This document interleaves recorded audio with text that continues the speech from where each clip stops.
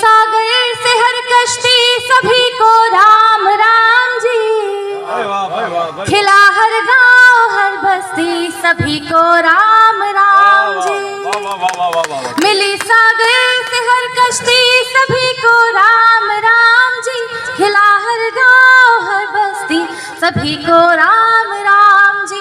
मुबारक हो सभी को आज होली का दिवस पावन, मुबारक हो सभी को आज होली का दिवस पावन। नया रंग है नई मस्ती सभी को राम राम जी।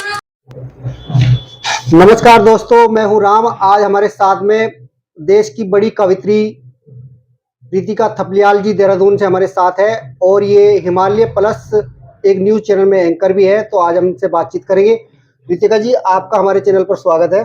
बहुत बहुत धन्यवाद। आपको भी मेरा प्रणाम और जितने भी तमाम दर्शक दिख रहे हैं आप सभी को मेरा प्रणाम।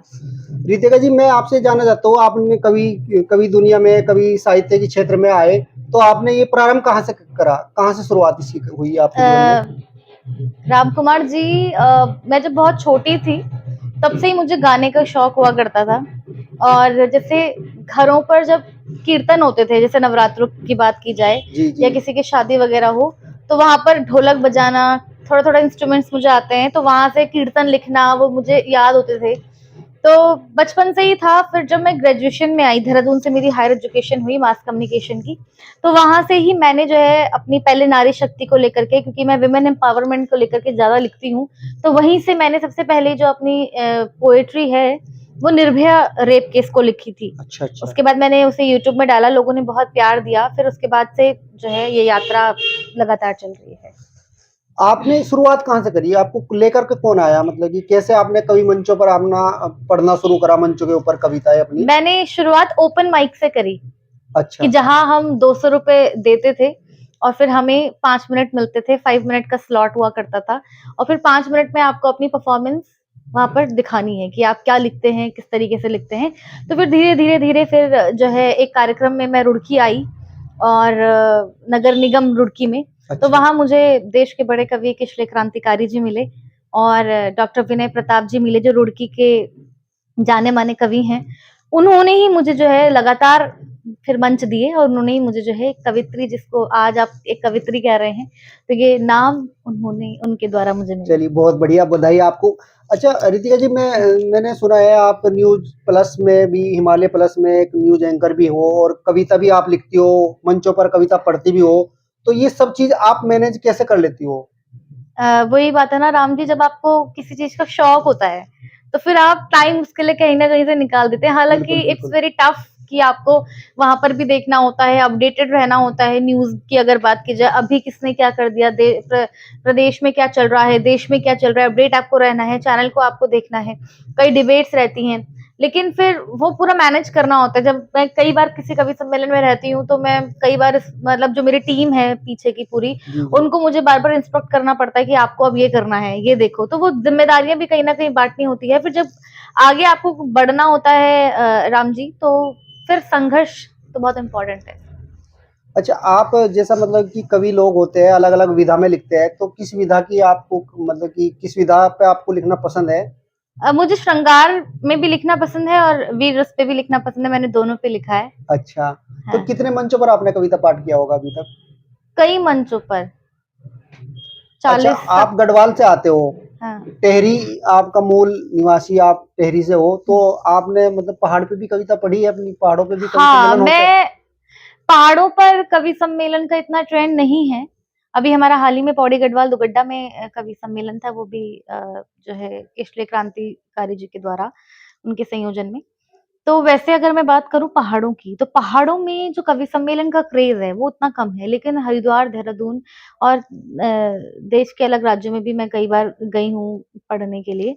और मैं जब अपना काव्य पाठ करती हूँ तो मेरी परिचय की पंक्तियां ही मेरी पहाड़ों की जो पंक्तियां होती है उससे ही मेरी शुरुआत होती है। अच्छा, तो हमें सुना दीजिए आप अपनी 2 पंक्तियां, 4 पंक्तियां, अच्छा। जो भी आपको पसंद हो अपनी पंक्तियां, वो हमारे दर्शकों के लिए आप सुना सकते हो। मैं अपने परिचय की पंक्तियां पढ़ती हूँ कि पहाड़ों की दुलारी हूँ, पहाड़ों से मैं आती हूँ, पहाड़ों की ही सुंदरता के हर पल गीत गाती हूँ। वाह। शिखर के जिन नजारों के लिए आंखें तरसती है, बहुत बढ़िया। शिखर के जिन नजारों के लिए आंखें तरसती है, मैं उन अद्भुत नजारों को ही गीतों में सजाती हूँ। बहुत बढ़िया रितिका जी, बहुत बढ़िया। बहुत दो बढ़िया। पंक्तियां और आप संगार की, जैसे आपने बताया, तो संगार के विषय पे भी आप सुना सकते हो। अच्छा, अभी अभी मैंने एक मुक्तक लिखा है। वैसे मैं ज्यादातर मुक्तक लिखती हूँ, गीत तो बहुत कम ही लिखती हूँ। कि अच्छा अच्छा। जब से देखा तुझे हम तो घायल हुए, बस तेरी हर अदा के ही कायल हुए, तेरे जादू भरे नयनों की कसम, तेरे जादू भरे नयनों की कसम, हम तेरे प्यार में पूरे पागल हुए। बहुत बढ़िया रितिका जी, बहुत ही अच्छा।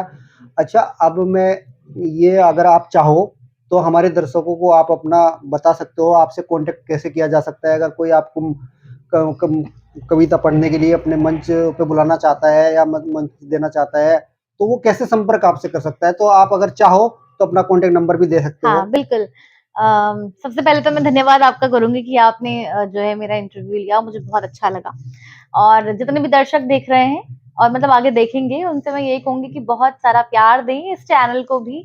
और आप मुझे, मेरा फेसबुक में पेज है ऋतिका थपलियाल, और फेसबुक आईडी भी है ऋतिका थपलियाल, उस पर डायरेक्टली मैसेज कर सकते हैं। आप मुझसे यूट्यूब के द्वारा भी जुड़ सकते हैं, ऋतिका थपलियाल। आप मुझसे इंस्टाग्राम के द्वारा भी जुड़ सकते हैं, ऋतिका थपलियाल। और मेरा कॉन्टैक्ट नंबर है 8755563841, 8755563841। ये मेरा पर्सनल नंबर है, मतलब ऑफिशियल नंबर आप कह सकते हैं। और इसके द्वारा आप फोन करेंगे तो मैं डेफिनेटली अपना नंबर, वो जो है आपका कॉल जो है डेफिनेटली उठाऊंगी। रितिका जी, चलते चलते बस मैं इतना जानना चाहूंगा, अगर आप कोई मतलब सुझाव, जो युवा कवि नए भविष्य में, वो जिनकी चाह है कवि मंचों पर कविता पढ़ने की, उन्हें अगर कोई आप संदेश देना चाहते हो, उन्हें क्या करना चाहिए, तो आप उन्हें, उनके लिए भी कुछ मैं उनके लिए बताइए। बस यही कहूंगी कि आप बड़े कवियों को सुने, साहित्य पढ़ें, क्योंकि जब तक आप पढ़ेंगे नहीं तब तक आपके पास शब्दकोश नहीं आएगा। और किसी की नकल मत करिए, अपना, आपको खुद बनना है, आपको अपना एक, अपने आप को बनाना है। आप खुद में एक ब्रांड है, तो किसी को फॉलो ना करें। हाँ, फॉलो ये करें कि वो किस तरीके से, जैसे अगर डॉक्टर हरिओम कुमार की मैं बात करूं और डॉक्टर कुमार विश्वास की मैं बात करूं, तो हमें ये देखना है कि डॉक्टर कुमार विश्वास जी कैसे बने। ठीक है, अगर उनका 10% भी हम कर पा रहे हैं तो ये हमारा सौभाग्य है। लेकिन आपको, अगर आप राम कुमार जी हैं तो आपको राम कुमार जी ही बनना है। मैं ऋतिका थपलियाल हूं तो मुझे ऋतिका थपलियाल ही बनना है। तो आपको पढ़ाई करनी होगी, आपको पढ़ना होगा। जब आप पढ़ेंगे, लिखेंगे, तो आपको अपने आप इंटरेस्ट आएगा। और जब जिस काम में हमें इंटरेस्ट होता है तो उस काम में हमें मंजिल जरूर मिलती है। चलिए, बहुत ही अच्छा रितिका थपलियाल जी, आज हमारे साथ में बातचीत करने के लिए आपका बहुत बहुत धन्यवाद। आप बने रहिए हमारे साथ में, चैनल को सब्सक्राइब कर लीजिए। अगली बार हम नए कवि के साथ में फिर मिलेंगे। नमस्कार। Thank you.